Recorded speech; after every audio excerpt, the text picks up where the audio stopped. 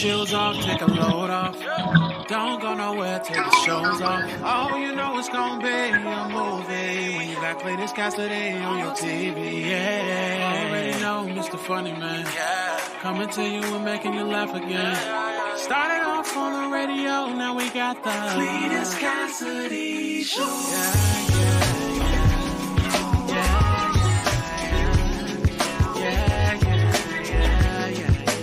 Cletus Cassidy Show.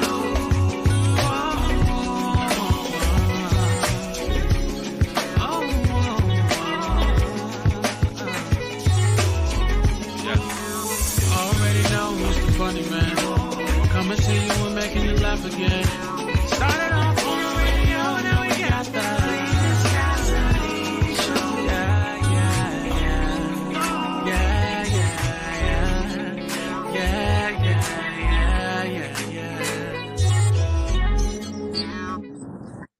Top of the morning to you. How's everybody going today, man? It is Friday, the 13th.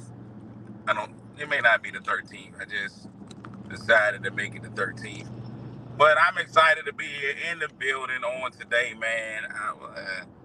Well, not even in the building, in the car today. Even put on a seatbelt so that nobody will be complaining about me not having on the seatbelt. It is See You in the Morning. I am, of course, your host, Cletus Cassidy, man. If you have no idea what See You in the Morning is, it is my horrible idea to get up every morning around the 7:15-ish time frame and just tell y'all way too much of my business. To really get out there and really get down to the nitty-gritty. Really to put my dirty drawers out there on the clothesline. Most of the time, if you put your drawers on the clothesline, you've already cleaned them. But I put them out there, streaks and all. Y'all come in and get these streaks. That's what I'm giving y'all. Get these streaks. I'm for the streaks. You know, you try not to put your dirty drawers out there. You also try not, when you have somebody who urinates the bed, you try not to put those sheets out on the clothesline. I know the clothesline is something that they don't have anymore. But back in my day, you used to hang your clothes out on the line. And the people who peed the bed, you knew it immediately. You knew it immediately because their sheets had a different little area in them. They can be a little worn down in them. Anyway, sheets and streaks is what we talking about today. I'm excited to have y'all here. As y'all can tell, I'm driving. I'm on the road to North Carolina to pick my daughter up. So you got to get out early. You know, early birds get worms. And old men, apparently. Early birds and old men get worms. So some of the technological little things that I do in the morning, I might not be able to do today because, you know, I'm driving. But I can still give out the medals. So let me do that. Let me read and drive to give out the medals. First of all, if this is your first time hearing this, you're about to experience something so cold. If you have watched this show before and you found it not robbery, to tune back in and watch again, I thank you. You could have been anywhere in the world, but you chose to be here with me. First thing I do on the show is I speak to everybody. If I ain't speak with you, I'm going to speak with you. And the first three people that speak according to the ratings get the M&Ms. Those are the mythical medals. So I go ahead and get the M&Ms out. The bronze medal this morning goes to a man. Yes, Denzel Glover gets the bronze. Crystal Sex Appeal with the silver. And the other Crystal Tasty Pinnell with the gold. So shout outs to them. So Crystal, and Denzel.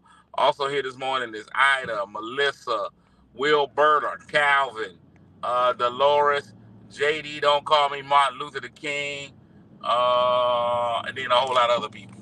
If you hear, you know you hear. That's going to be the theme for the day. If you hear, you know you hear. I can't even. Big shout out to the Bishop Reverend Dr. Calvin J. Hill, man, the Pope. He hadn't been in. I hadn't seen him recently, man, so it's good to see you coming back. So good to have you back. Don't have my heart flutter. Who said my heart is fluttering? Why is my heart fluttering? I don't know what. Oh, it's in my heart. Oh, y'all thought I was in there. Big shout out to my man, Pretty Rob in the building. Pretty Rob in the building. Big Buffalo Bill fan.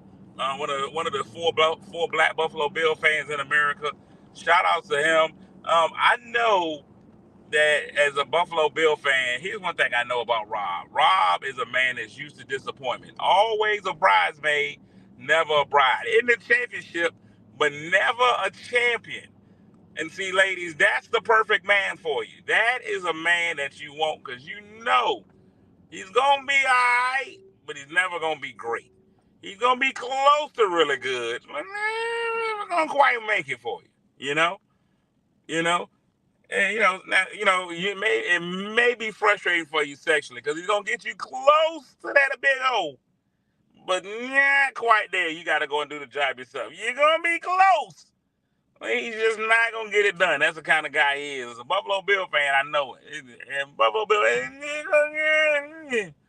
but a great guy, man. Fantastic dude. I don't know where he's from. He's one of those. Have you ever met a person? Well, first of all, you don't know where you know him from.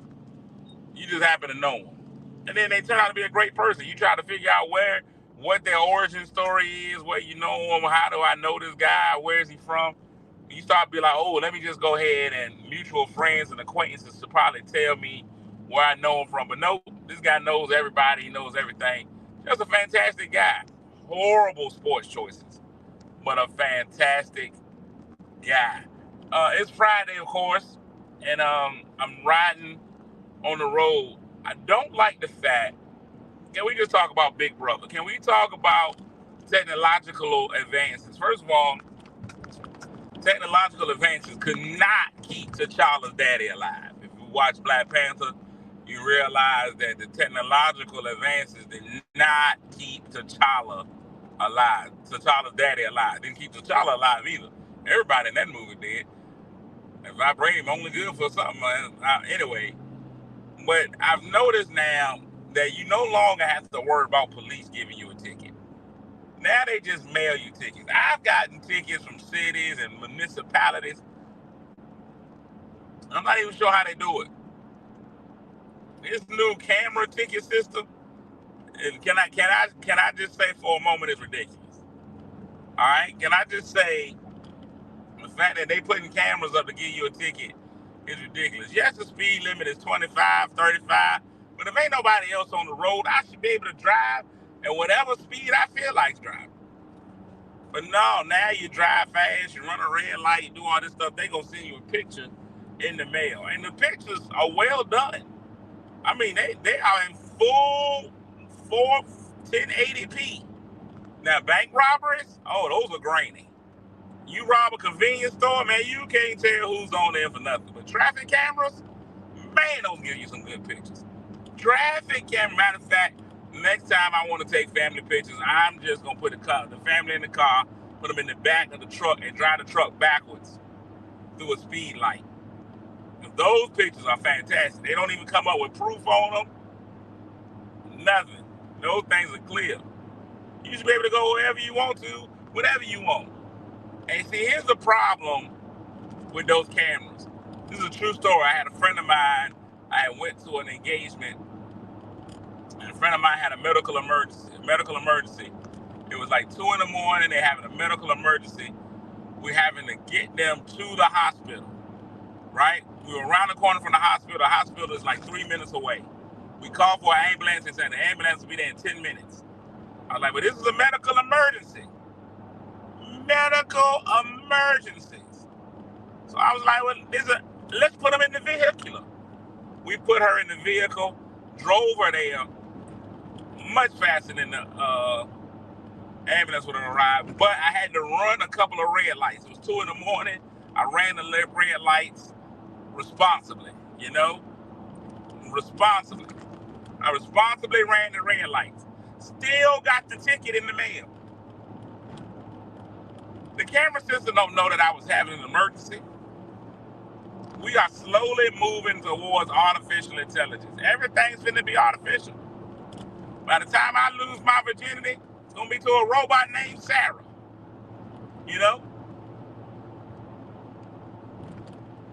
It's going to be to a robot named Sarah. Good morning, LeBaron. I got into a good debate last night on Facebook with LeBaron. LeBaron is a big supporter of Prime. He believes. He's a believer. So me and him were discussing it last night. I just think, let me ask you this question. And some of y'all are already in relationships, and relationships have ups and they have downs. would you be willing, if you could just program a spouse, would you do it? Your spouse will only have all the positive attributes you want. Whatever those positive attributes might be. You go ahead and program it. You go over there, you be like, hey, give me, I want a woman with extensions in her hair, bamboo earrings, at least 2 pair. I want her to have a Fendi bag, a bad attitude. I mean, that's all I need to get me in a good mood. She could talk with a switch. She could walk with a switch, talk with street slang. She wouldn't ever be afraid to do a thing. She wouldn't even need a car. She could stand at a bus stop. She would not be diabetic. She'd suck on a lollipop. And then once you get her pumping, woo, it's hard to make her stop. Ooh, you could program her to dance to rap jams. Man, she'd be sweet as brown sugar mixed with candied yams. And you could pick your own color complexion. Honey-coated complexion. And you can have her music laid. Man, her hair would be laid. Would you choose your own spouse? T said, yeah. I'm picking mine. Give me what I want. You can choose your man to be whatever you want to be. And what if the man you choose, you could always do like the iPhone 15. You could always upgrade your man or your woman. Like right now, women, y'all might be into a muscular man. But later on in the season, you might be like, hey, it's getting a little warm out here. Getting a little cold out here. That muscle don't generate the same heat that chunky does. And you can push the upgrade button, man, and and send an update, and your man will get a little pudge on him. And get a little portly. Fellas, she got some problem areas you don't like? Get rid of them. You wake up today, you a butt man, but tomorrow you a breast man. Man, make the change. I'm gonna make a change for once to my wife. I think that's where we're headed. I think we're headed to fully automated robot relationships. And the first few of them gonna be weird. The first few of them are gonna be really weird. But once somebody popular gets one, once Deion Sanders gets a robot wife, everybody will do it. Everybody be like, he's doing it. I think the robot wife will be okay. Fellas, whether you're in a relationship, you just dating, whichever one it is, wouldn't it be great to just be able to push the mute button on your wife or significant other? Man, she going in about why you won't get off the game. Mute. The mute button, man. Every woman has a shut up button. You can push it. You gotta just find out where her shut up button is. Every woman has a button, fellas. Y'all may not know this, but every woman has a shut up button. There's a button you can push, whether she's arguing, whatever, and it immediately will make her stop. Now, here's the key. Knowing how her shut up button works. Some women, if you hit their shut up button, they're immediately gonna become violent. It's a shut up, they quiet because they contemplating the 6 million ways they could kill you. But some women shut up button is just they gonna be quiet. Some women, you hit their shut up button and they become immediately docile. She fussing and fighting. Why you doing this?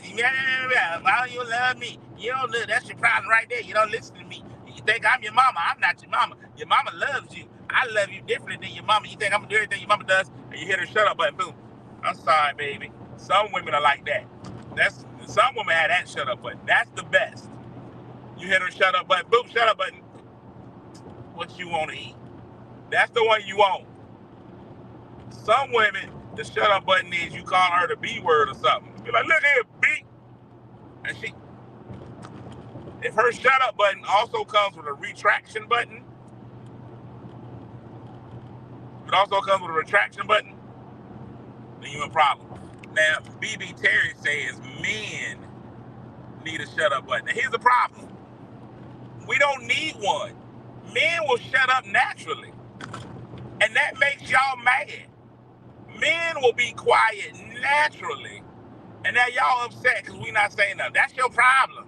You don't want to communicate. I'm trying to talk to you, and you don't have nothing to say. Why are you just sitting there with that look on your face? Because, ma'am, I checked out of this conversation 10 minutes ago. If we want to be honest, because you're only saying the same thing 17 different ways, checked out of the conversation a long time ago. That's why I'm not saying anything. I'm just here. Because I realize every word that I say moves the conversation on 25 minutes.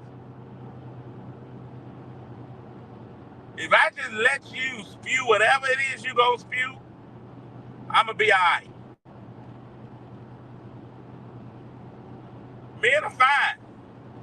Men were handcrafted by God first. We know we got everything necessary. Y'all are the upgrade patch. The women are the upgrade patch. But men, we got everything we need. I know my fellas aren't going to support me on this. A lot of y'all were fussing and fighting with me about LeBron James and primetime Sanders and the Denver Broncos, but y'all don't have nothing to say now. Now that I'm out here on the island by myself, see? Now all the men in the room have hit the shut up button. Men do not have to have BB. That is a woman's trait. Having to have the last word is a woman's trait. What men want is it to be over. Men will hit you with a "you done." You done? You finished? Because we've heard it. So we ready to walk off. LeBaron said you ain't about to get me in trouble. Thank you, LeBaron.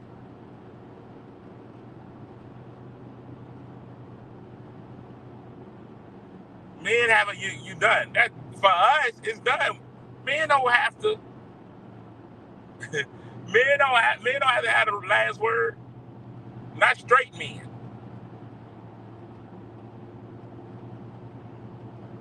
You can have the last word.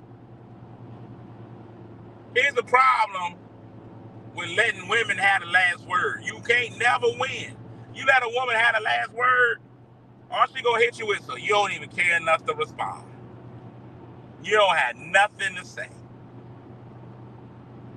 I was done. I'm trying not to have the last word, and here y'all go. There y'all go. I'm letting you have the last word. You've ended the argument, ma'am. Now I'm going to go get a sandwich. Oh, so you got nothing to say. All you gonna go do is eat that little sandwich. I hope the Miracle Whip went bad. Speaking of which, how long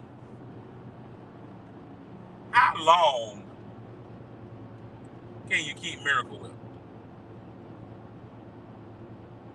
How long?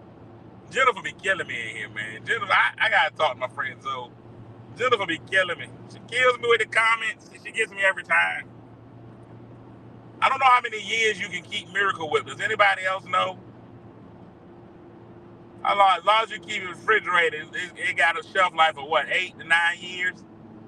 You don't ever have to throw Miracle Whip away, right? I was making a sandwich yesterday, and a sandwich just isn't a sandwich without the tangy zip of Miracle Whip.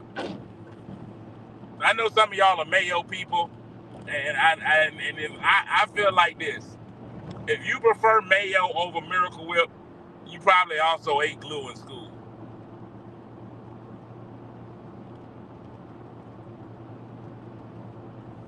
If you prefer mayo over Miracle Whip, I'm 100% sure you ate glue. I'm pretty sure a glue stick was not. You might want to take a glue stick and put it on a sandwich.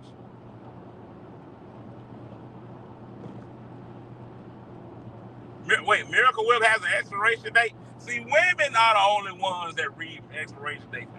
It's stuff in my refrigerator. I don't ever look at the expiration date. I just figure it's gone bad. When I go in my refrigerator, I look. I try to. If I can remember when I bought it, it's still good.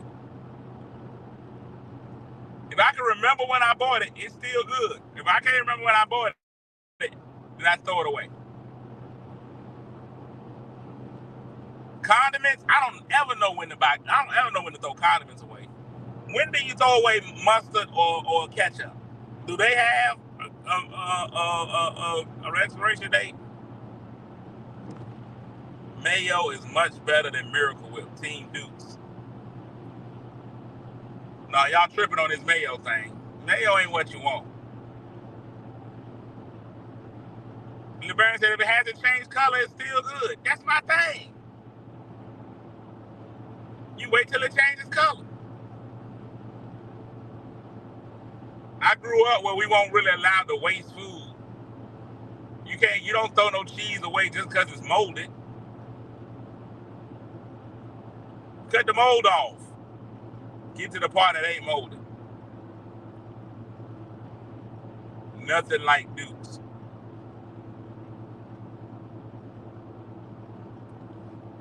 So let me say this. I believe Dukes is the gold standard if you're making a salad. That's the only mayo I can deal with. If you're making a salad, like if you're into a potato salad, some people make pasta salad with mayo. I just think, I can't mess with it. I can't mess with that. If I get there and you got a pasta salad and I see it's mayo in it, I'm just going to go ahead and pass. I'm just going to be like, you know what, I'm all right. I appreciate the offer. I appreciate the offer.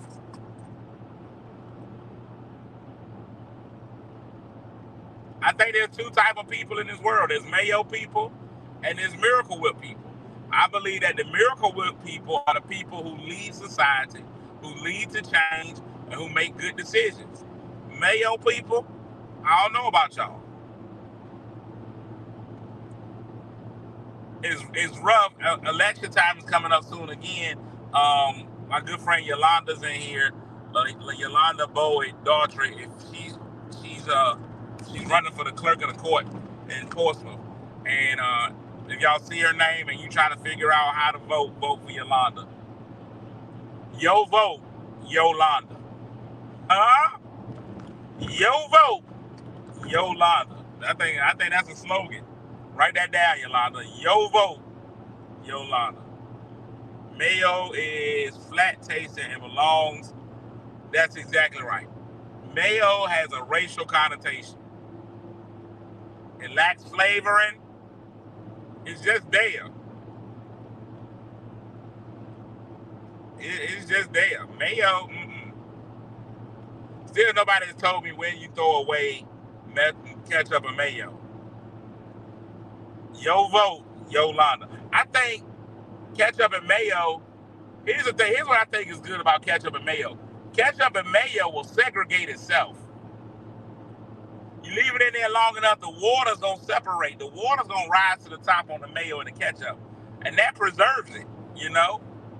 Everything gonna sip down to the bottom, and then when you shake it up, that's new mayo, new ketchup. The problem you got with mayo and ketchup is the mayo and ketchup crust across the top. That's the problem. Sometimes if you let it crust up till you can't open it, then it's been too long. But that's your key, because there's really no way to keep that dry ketchup, that dry mayo at the top from getting into whatever you squeezing new.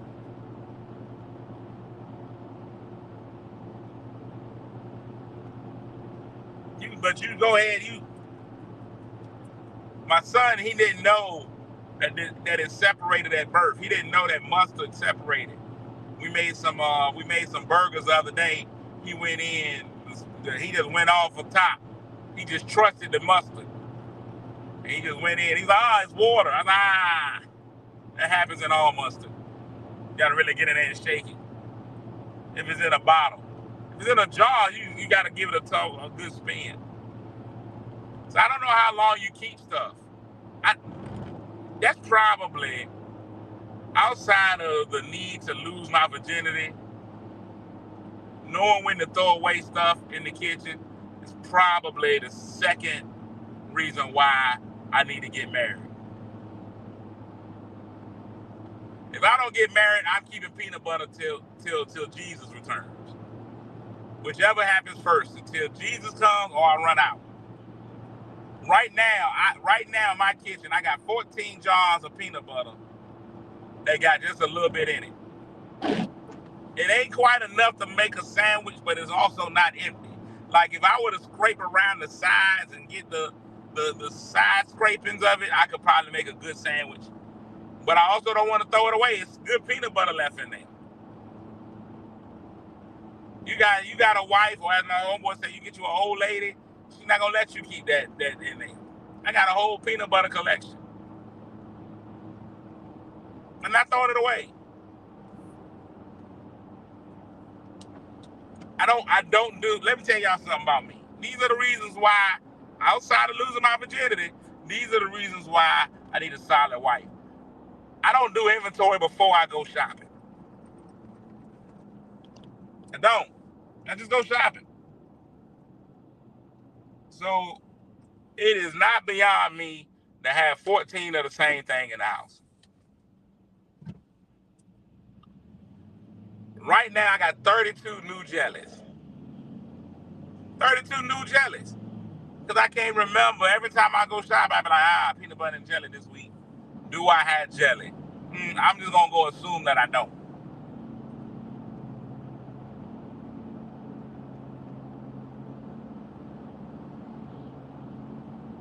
I just assume I ain't got it. And I'm going to tell you why. Because the one time that I assumed that I got it, I ain't going to have nothing. So I always pick some up. I've become, if y'all ever watch, what's the name of the movie? It's Just Too Good to Be True. With Mel Gibson, and he was an assassin.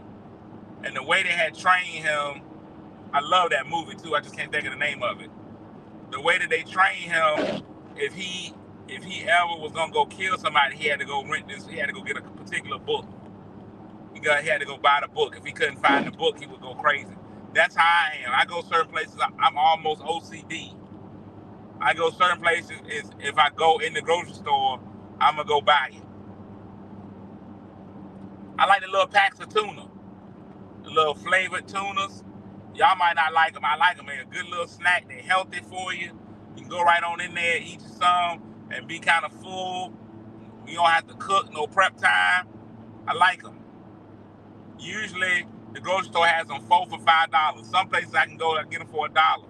If they 4 for $5, every time I go in the store, I'm grabbing them. And I'm gonna tell you why. Because I like a particular flavor. They got a hickory smoked tuna. They don't always have it in there. Apparently, everybody likes the hickory smoke. So whenever I'm out and I go, they'll all be gone. Everybody bought them. So I just buy all of them when I get in there.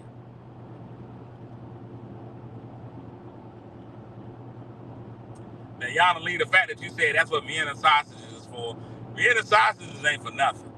I don't know who or why they still serving Vienna sausages.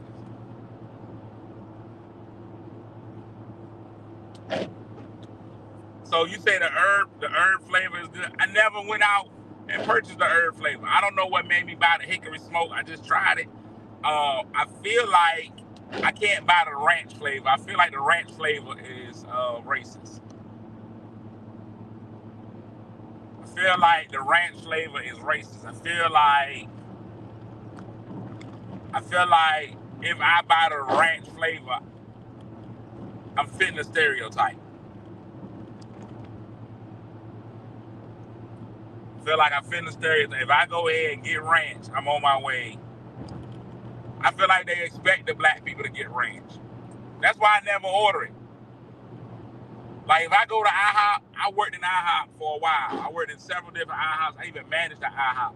The expectation of black people at IHOP is to get their eggs scrambled with cheese.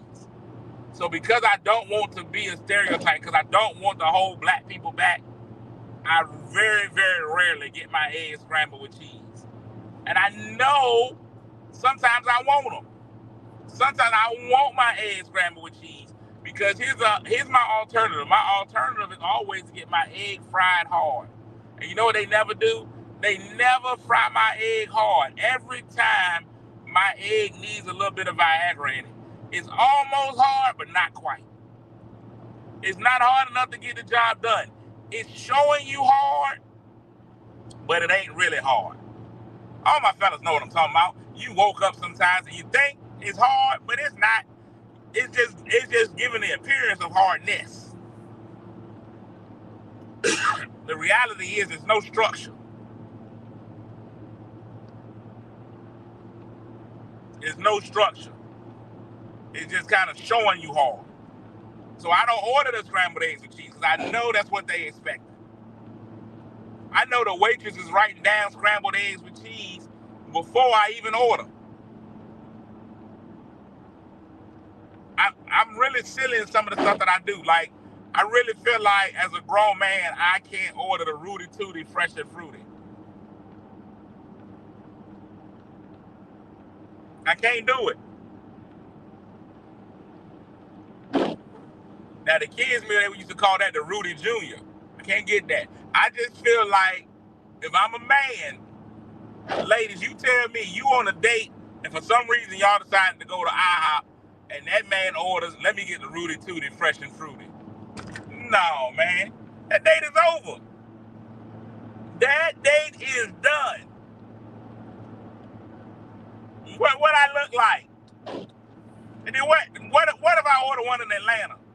Man, the attention I'll be getting after I order that Rooty Tooty Fresh and Fruity, I feel bad saying it out loud. First of all, it's too long. It's too long of a name.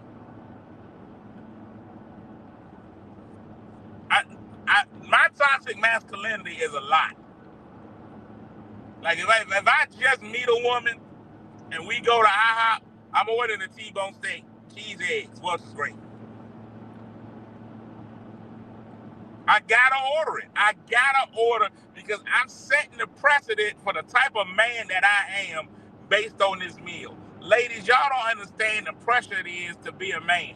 If you are a man and you're on that first date with that lady, she is looking to see what you're ordering. Now, I know on the flip side, on the reverse side, a lot of women aren't going to order the way that they actually eat. You don't know how a woman actually eats until she's really gotten comfortable with you. She's not going to eat that whole meal until she's comfortable. First date, take a plate. Second date, take a plate. Third date, everything's ate. Because at this point, you okay with her gluttony.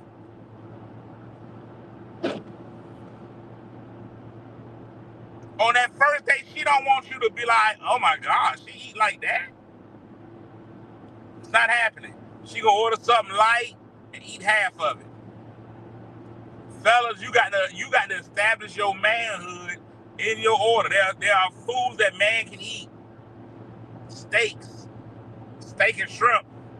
Let me get the surf and turf. Because that's manly. You can't be no man on the first day. You trying to establish your dominance over this woman and you order you a Caesar salad. You'll never get to home base.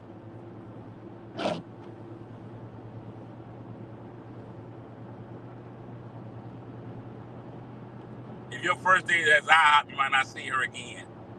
So here's my thing, Pastor Si. Your first date won't necessarily to go to IHOP. Maybe your first date was I took her to a concert, we did something, it ended up being late night, so we just ended up at IHOP. Yeah, if you choosing to go to IHOP on the first date, no, you losing. Y'all leave a man out order soup on that first date, it ain't gonna be no second date.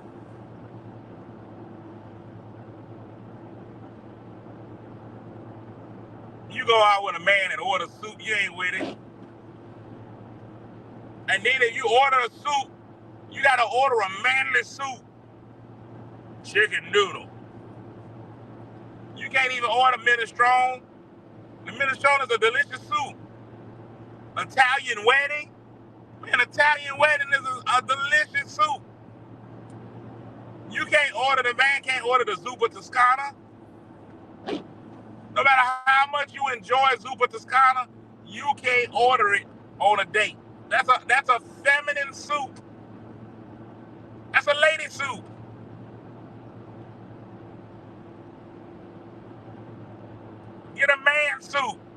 French onion, man soup. French onion, you know that's a man soup because you can't even get the French onion soup. French onion soup come with a cover over top of it. You got some cheese over the top. That's a man soup. Got to break into it. It's like an uncrustable soup. Zuppa Toscana? No. You get something chicken based. A beef based soup. You can't order the minestrone. Minestrone has no meat. And yes, it's delicious. You can't be a man ordering no lobster bisque. Lobster bisque is not a man soup. We got to get into these soup genders. A lot of people aren't breaking this down for us. That's why we're not learning. You got to learn what your soups are based on. What kind of base does just a clam chowder, Yana? Man soup. Give me the chowder. Give me the chowder.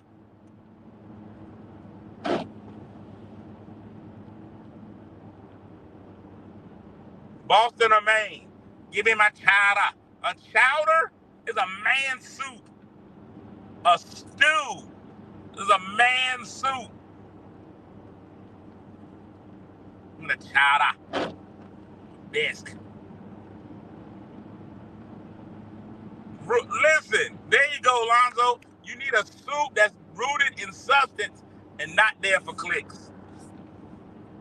Because you'll never get to the... Oh, okay. If you there for clicks, get the right soup. And I'm saying clicks wrong. Y'all know what I'm talking about. Get to the basis of your soups. The struggle is real. I'm trying to make sure y'all all right out there. Fellas, order the appetizer. I'm telling you now, fellas. If you're trying to impress a woman on a date, order something for the table. For the table. Just order you something for the table. It impresses them every time. Whether you eat it or not, it makes you seem way more affluent than you really are.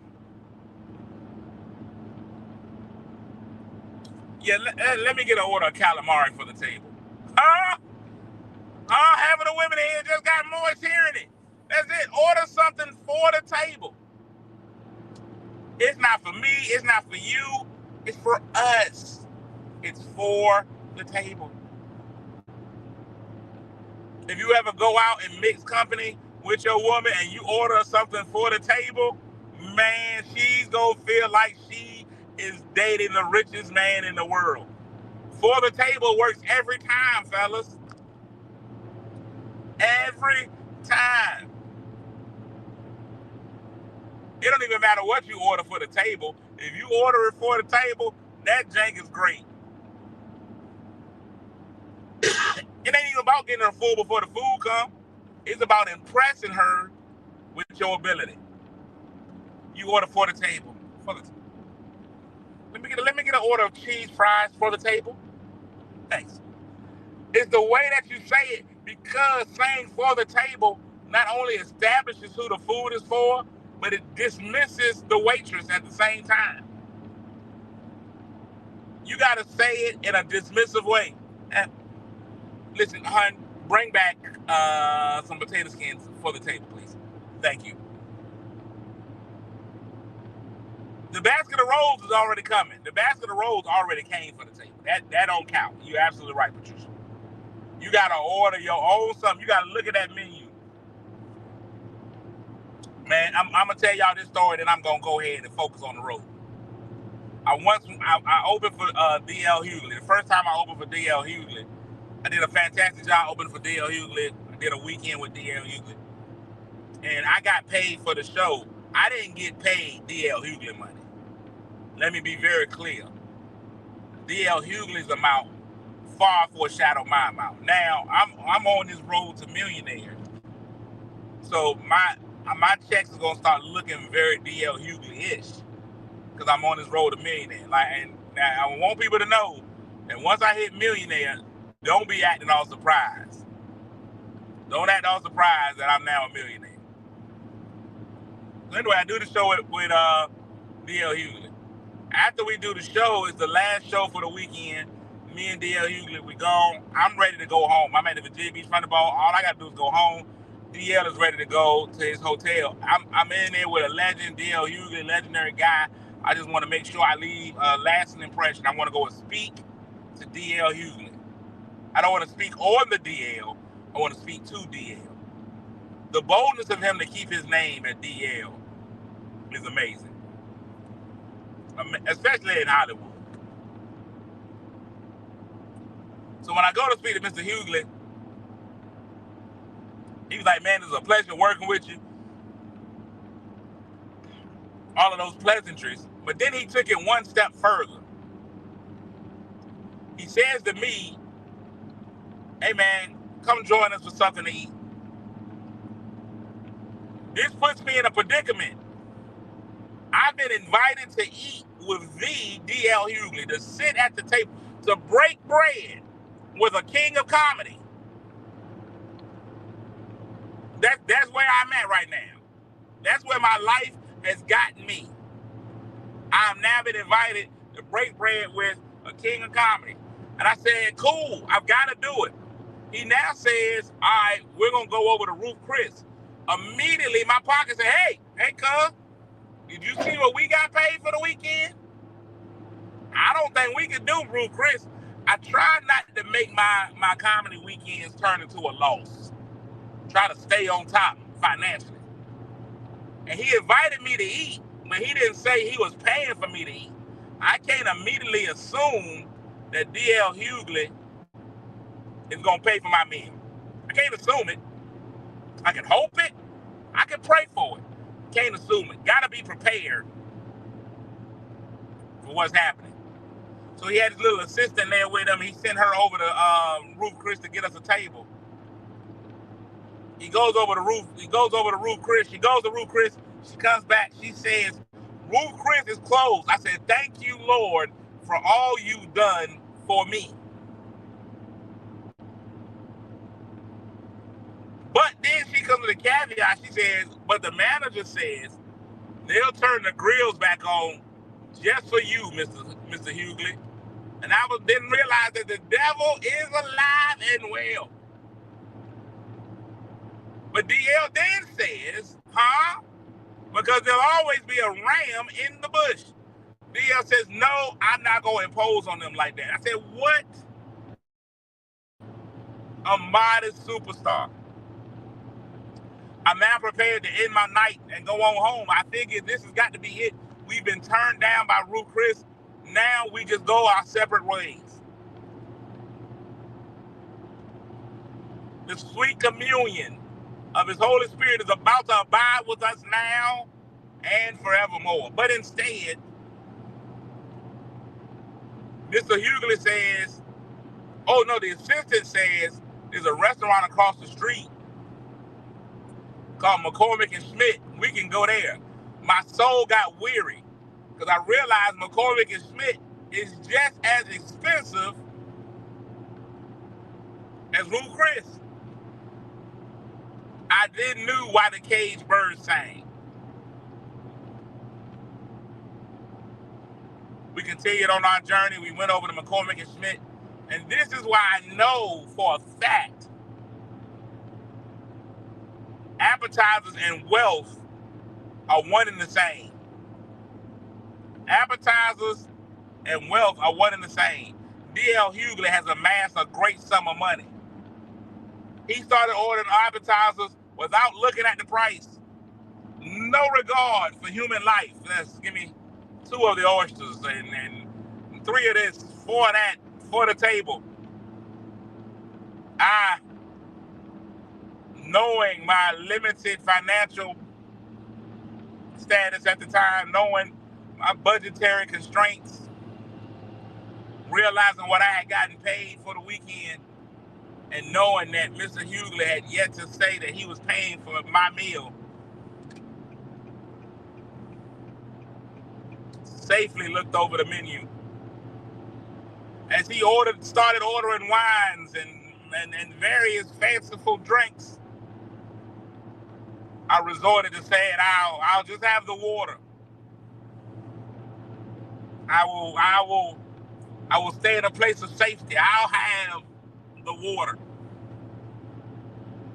And then again, because of his affluentness, because of how rich he was, he didn't care about market price. He didn't care about anything. He just began to wantonly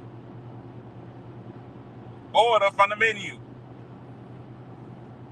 My spirit still heavy, unknowing as to how the bill was going to go. I graciously decided that a salad would be my best bet. That what God has for me is for me. I slid into my salad, I ate a salad, and I had water. And then and only then, as the bill came, and DL said, no, I've got it. Did my soul say, dang it, I should have gotten more. I should have gotten more. My Friday inspiration for you today is when you earn your seat at the table, because it's coming. Some of us don't know when our seat at the table is going to come. Some of us feel like our seat's never going to arrive, but your seat is going to come, and you're going to get your seat at the table. I don't care what that table might be. You're going to rise to the occasion. You're going to get your seat at the table. When that seat comes for you at the table, order away. Because God's not going to give you a seat at the table if he isn't prepared to pick up the check. He's not going to give you a seat at the table if he's not going to make it so that you could afford what you order. When your seat at the table comes, order it all. Get every course, because you earned it, you worked hard, and you belong at the table just like everybody else. Know your seat at the table is coming, and order away. Get ready to get out of here, man. Finish this drive, man. Just know your seat's coming. Order from the menu. Order from the menu. Get ready to be out of here, man. I had a fantastic time with y'all. Going down, I've seen a lot of questions. It is not my daughter's fall break yet. Her fall break is actually next week. But I do have the services for my cousin on tomorrow. Still got to find the words to eulogize him. So I'll be doing his eulogy. So y'all keep me lifted up in prayer on that thing. That I can first make it through it. Second, find the right words to summarize his life and provide hope and comfort to those who still continue to live. So I'm going to pick my daughter up for the funeral and all that good jazz. And I'll be back with y'all, man, Lord willing, and the creek don't rise on Monday. If anybody if you're watching, you know my cousin Cool Breeze, Russell Wilson Ready the Third, and you would like to come to the services, they're going to be on tomorrow, Saturday, 2 p.m. at the Mount Portsmouth. The viewing will be from 12 until 2. The reception will be right after that. Repast, I guess. A reception's for a wedding, a repast for a funeral. So that goes on then. But other than that, I'm getting ready to get out of here. Thanks so much again for coming through. I'm supposed to have some theme music playing. Hold on. There it is. I'm getting ready to get out of here. Hey, man, I love y'all. See y'all again Monday. Lord willing, the creek don't rise. Peace. Kick your shoes off, take a load off.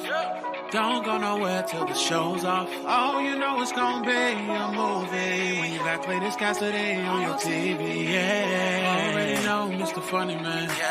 Coming to you and making you laugh again. Started off on the radio, now we got the Clayton's Cassidy Show.